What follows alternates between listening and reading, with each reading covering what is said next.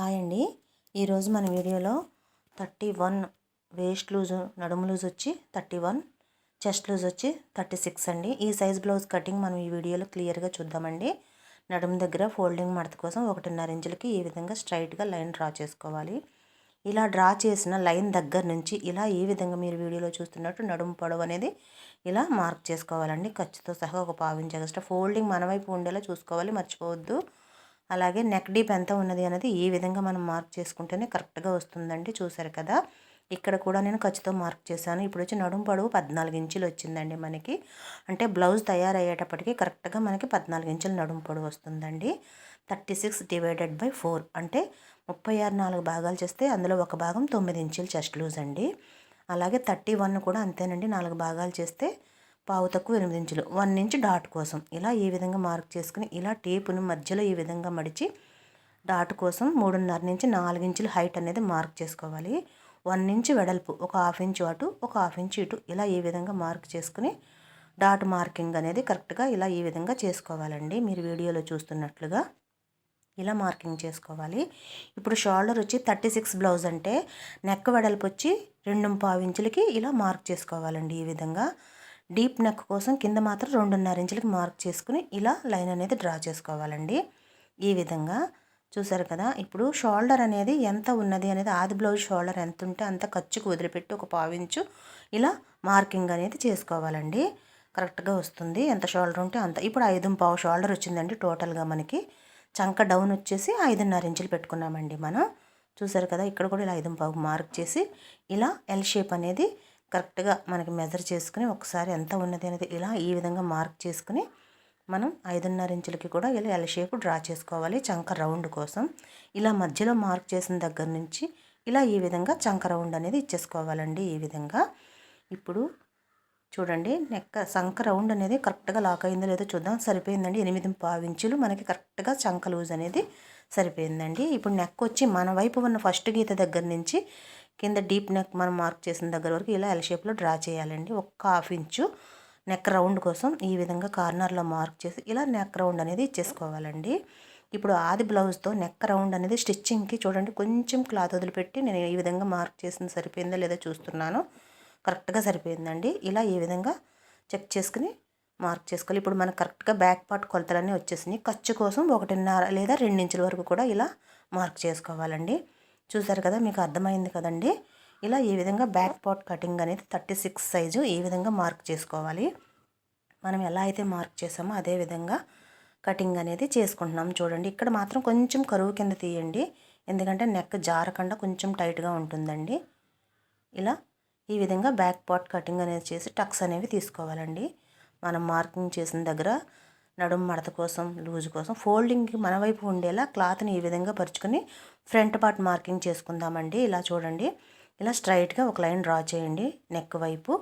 అలాగే చంక రౌండ్ కూడా సేమ్ ఇదే విధంగా మార్క్ చేయండి. షోల్డర్ దగ్గర కూడా ఇలాగే మార్క్ చేయండి. చూసారు కదా, ఇప్పుడు ఫ్రంట్ నెక్ కరెక్ట్గా ఎలా ఉందన్నది ఇదే విధంగా మీరు ఆది బ్లౌజ్తో ఇలా చూసుకుంటే కరెక్ట్గా ఒక 1/2 ఇంచు పైకి మార్క్ చేసుకోవాలండి. దాంతో సమానంగా అయితే మార్క్ చేయకూడదు.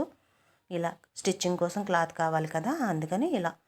ఇప్పుడు ఉక్సులు పట్టి ఎంత పొడవు కావాలనేది ఒకసారి చూడండి. ఇలా మార్క్ చేసుకుంటే కరెక్ట్గా ఉన్న చోటకి ఇక్కడికి వచ్చింది. ఒక 1/2 ఇంచు ఖర్చుకి, ఒక 1/2 ఇంచు డాట్కి ఇలా ఈ విధంగా 4వ ఉక్స్ దగ్గరికి ఈ మార్కింగ్ అనేది వస్తుందండి.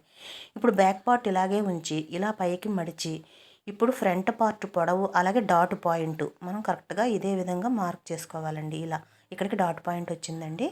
ఖర్చుతో సహా డాట్ పొడవు అంటే ఫ్రంట్ పొడవు కూడా మనం దీంతో వచ్చేస్తుంది. ఇలా బ్యాక్ పార్ట్ను మనకి ఎక్కడికైతే మార్క్ చేసామో ఆ విధంగా స్ట్రైట్గా మడత పెట్టి లైన్ డ్రా చేసుకోవాలి. లూజ్ కూడా నేను ఎక్స్ట్రా ఏం పెంచలేదండి, కావలిస్తే పెంచుకోవచ్చు అని చెప్పి నేను ఇలాగే మార్క్ చేసి బ్యాక్ పార్ట్ పక్కన పెట్టేసుకోవాలి. ఇప్పుడు వచ్చి మనకి 10.5 ఇంచులు డాట్ మార్కింగ్, 2.5 ఇంచులు వచ్చి డాటు పొడవు. ఇలా ఈ విధంగా ఫ్రంట్ పొడవు అనేది మనం ఆది బ్లౌజ్తో మార్క్ చేసుకున్నాం, మన బ్యాక్ పార్ట్తో సంబంధం లేకుండా. నెక్ డీప్ 2.5 పెట్టుకున్నాం కదండి, అదేవిధంగా 2.5కి ఇక్కడ మార్క్ చేసుకోవాలి. ఇలా రౌండ్ షేప్ ఇచ్చేసుకోవాలి 4 హుక్స్ దగ్గర మార్కింగ్కి. ఇప్పుడు ఈ డాటు ఎంత వేయాలి అని అంటే మనం 2.5కి మార్క్ చేసాం కదండి, అదే 2.5కి డాట్ అనేది పడుతుందండి ఈ సైజ్ బ్లౌజ్కి. చూసారు కదా, ఇలా ఈ విధంగా 2.5 లేదా పావు తక్కువ 3 ఇలా మార్క్ చేసుకోవాలండి. డాట్ వెడల్పు వచ్చి పొడవు వచ్చి 2.5. చూసారు కదా, ఇలా ఈ విధంగా కరెక్ట్గా మనం ఎంతైతే మార్క్ చేసుకున్నామో ఇలా మార్కింగ్ డాటు వేసేసుకోవాలి. చూస్తున్నారు కదా, 2.5 పొడవు 2.5 వెడల్పు. ఇలా ఈ విధంగా మెయిన్ డాట్ మార్కింగ్ అనేది వస్తుందండి. ఇలా వచ్చిన తర్వాత మనకి ఈ 31/4 కదండి. ఇప్పుడు ఇది మనకి అంత లూజ్ ఎంత ఉందన్నది ఒక్కసారి చెక్ చేసుకుందామండి. ఇక్కడికి పావు తక్కువ 3 వచ్చింది. మనకు కావాల్సింది పావు తక్కువ 8 ఇంచీలు మనకి ఇక్కడికి వచ్చేసిందంటే మనం తీసుకున్న ఖర్చు కూడా మనకి సరిపోయిందండి. మనం ఎక్స్ట్రా ఏం అవసరం లేదు. ఇప్పుడు ఫ్రంట్ పార్ట్ లోత్ అనేది మనం మార్క్ చేసుకోవాలండి. ఖచ్చితంగా ఇలా ఎల్ షేప్ అయితే డ్రా చేయాలండి ఈ మార్కింగ్ కోసం.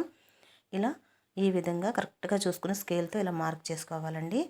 ఇప్పుడు చంక దగ్గర డాటు ఇలా ఈ మెయిన్ డాట్ని బట్టే మనకు వస్తుందండి. చూస్తున్నారు కదా, ఇలా ఈ విధంగా లోత్ అనేది ఇలా మార్క్ చేసుకోవాలండి. చూసారు కదా, నేను చూపిస్తున్న విధంగా ఇలా మార్క్ చేసుకోవాలి. ఇప్పుడు ఈ డాట్ అనేది ఈ విధంగా వస్తుంది, చంక దగ్గర 2వ డాటు. ఇలా వచ్చిన తర్వాత ఒకసారి మనం ఇలా ఖర్చు కోసం వదిలిపెట్టి అక్కడి నుంచి చంక రౌండ్ అనేది ఇక్కడ దాకా చూసి తర్వాత డాట్ వదిలిపెట్టి ఈ విధంగా మనకి 8.5 ఇంచుల దగ్గర ఇలా మార్క్ చేసుకోవాలి. అంటే మనకి ఇక్కడికి వచ్చిందండి చంక లూజ్ డాట్ తీసేసి. ఇలా ఈ విధంగా మనకు కొంచెం లూజ్ అవసరం కాబట్టి కొద్దిగా ఎక్స్ట్రా 1/4 ఇంచు పెంచుకున్నాం. ఇప్పుడు కరెక్ట్గా సరిపోయింది. ఈ 2 డాట్ల మధ్యలో నుంచి మనకి ఈ 3వ డాట్ ఉక్సులు పట్టి వైపు డాట్ అనేది వస్తుందండి. 2.5 ఇంచులకు పెట్టుకుంటే సరిపోతుందండి. ఇలా మధ్యలో ఈ విధంగా మార్క్ చేసి ఇలా 2.5 ఇంచుల పొడవుతో ఈ డాట్ అనేది ఇలా వస్తుంది. చూసారు కదండి, అర్థమైంది కదా మీకు. ఇప్పుడు ఉక్సులు పట్టి వైపు నేను ఎప్పుడు చెప్తూ ఉంటాను కదండి, క్రాస్గా కింద వైపు మాత్రమే ఒక 1/4 ఇంచు పెంచుకోవాలి, పైన మాత్రం వద్దండి, ఎందుకంటే నెక్ పెద్దదైపోతుందండి. ఇలా ఈ విధంగా మనం కటింగ్ చేసుకుంటున్నాము. ఎలా అయితే మార్క్ చేసుకున్నామో అదే విధంగా కటింగ్ కూడా చేసుకుంటున్నాను. చూడండి, సాగిపోతుందండి క్రాస్ కటింగ్ అవ్వడం వల్ల. కొంచెం జాగ్రత్తగా టక్స్ అవి తీసుకుని జాగ్రత్తగా కట్ చేసుకోవాలండి. కట్ చేసే కొద్దీ సాగిపోతూ ఉంటుందండి క్రాస్ కటింగు. కొంచెం జాగ్రత్తగా కటింగ్ అనేది చేసుకోవాలి. చూసారు కదా, ఇలా కటింగ్ చేసుకొని మనం ఎక్కడైతే మార్కులు పెట్టుకున్నామో డాట్స్ కోసం ఇలా టక్స్ అనేవి తీసుకోవాలి.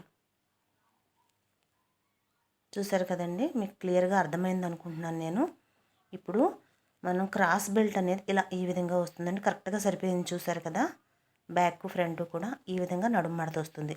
ఇప్పుడు క్రాస్ బెల్ట్ అనేది మనం ఎంత పైకి వేసుకోవాలనేది ఒకసారి చూద్దామండి. మనకి ఎంత పొడవు కావాలో ఈ విధంగా మార్క్ చేసుకుని మనం క్రాస్ బెల్ట్ ఎంతవరకు వేయాలనేది ఇలా ఆది బ్లౌజ్తో ఇలా మార్క్ చేసుకుంటే మనకి 1 ఇంచ్ వరకు కూడా పైకి వేయాల్సి వస్తుందండి. ఈ మార్కింగ్ ఈ మధ్యలో ఈ డాట్ మధ్యలో దగ్గర నుంచి ఈ మధ్య పాయింట్ దగ్గర నుంచి ఈ విధంగా ఇలా స్ట్రైట్గా ఇలా ఈ విధంగా మార్కింగ్ అనేది చేసుకోవాలండి. ఇలా మార్క్ చేసుకొని కటింగ్ చేసుకోవాలండి మనకి, ఎందుకంటే క్రాస్ బెల్ట్ ఇక్కడ కరెక్ట్గా సెట్ అవ్వాలి.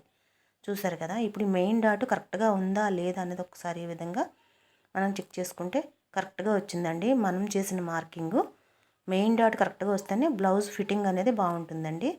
Thank you for watching. నా వీడియో కనుక నచ్చితే తప్పకుండా లైక్ చేయండి.